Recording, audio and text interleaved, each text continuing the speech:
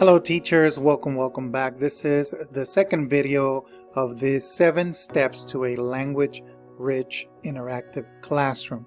Now if you haven't seen the first video where we kind of dive into the introduction of the 7 steps and the importance of them, please click on the video that says step 1, because I also go over step 1 on the other video. In this video I'm gonna review step 1 but then jump right into step 2. So let's get started. Step 1 is teach students what to say when they don't know what to say. And in the previous video we talked about helping students to bring that level of anxiety down, way down, where they have a procedure to know exactly what to do when they don't know the answer. So instead of just shutting down or trying to avoid you when you're asking questions, they can say, I don't know. And then remember that there's also the posters that they can follow, like these here, that you can print out. I'm sure your literacy coach will point you right in the direction of how to get them. Or if not, just simply Google it, and there are some teachers that created their own. Also in this video you'll see a couple of the depth and complexity icons that I love to use, because this is something that our district continues to move forward into. Now let's talk about the second step, which is step number 2. Have students speak in complete sentences. This is step number 2. Again, we're trying to build a language-rich interactive classroom. In other words, for students to be talking continuously. And we know that we have this phenomenon going on right now with AVL students. We have an issue of not speaking, not talking, just kind of putting their microphone on mute and just simply watching. But we want them to be talking. We want them to, when they do give us an answer, when they do answer a question, for them not just to say a one-word answer, but for them to say the answer in complete sentences. Just simply speak in complete sentences. What do we know?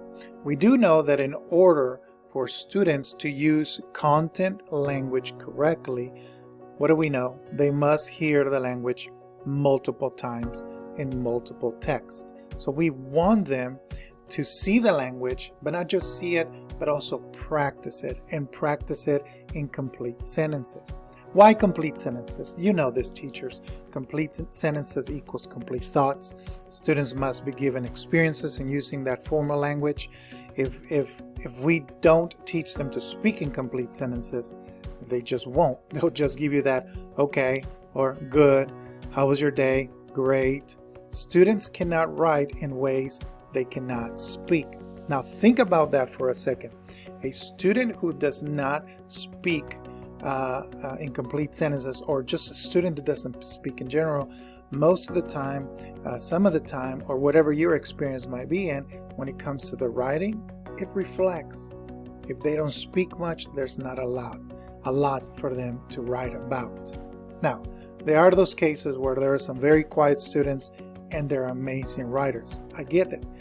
But in our classrooms, there might be students who, because they don't practice that language, they don't have complete sentences to speak or to write. So here's what we do. Whenever you are given your lesson, whenever you have your objective, whenever you have your question, then what we do is that we provide them with sentence stems. So here, for example, we have a Math 5.4a. Here's the question about this objective, or what this lesson is about. What is the difference between a prime and a composite number?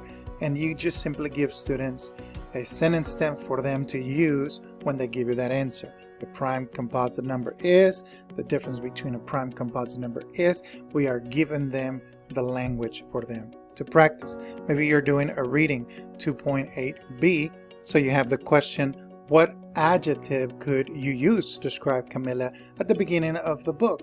And again, you provide the sentence stems for them. Camilla feels blank at school. When Camilla, she feels blank. Again, we are just simply giving the students a tool for them to use complete sentences. This is something that needs to be learned, and we as educators, we're helping them to do so. Now, if you are an ABL teacher, don't underestimate the power of the message section in your in your AVL classroom. Don't forget about that, the comment section. That's something that you can definitely post the sentence stems and then just have the student unmute their mic and use one of those sentence stems as well. You can open up a Jamboard, and inside of that Jamboard you can also post the sentence stems, and then students can go ahead and create using their own sticky notes using complete sentences and answer the questions that you have. You can just simply teach and reteach and model how students can answer incomplete sentences, which is what step number 2 is.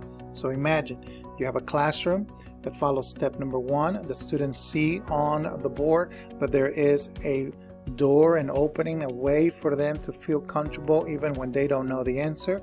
And then you're following step number 2, where you are teaching them and expecting them. This is an expectation, this is a procedure, this is being taught daily, that they need to answer incomplete sentences. You're having the students talk, you're having the students find ways to answer the question or participate in the conversation. That is what a language rich interactive classroom is going to begin to look like. You might already be doing this, but now we're giving you the name, which is step number 2 or step number 1, and just continue it. Continue, model. All right, so this concludes step number 2. Watch the next video as we will discuss step number 3. See you there.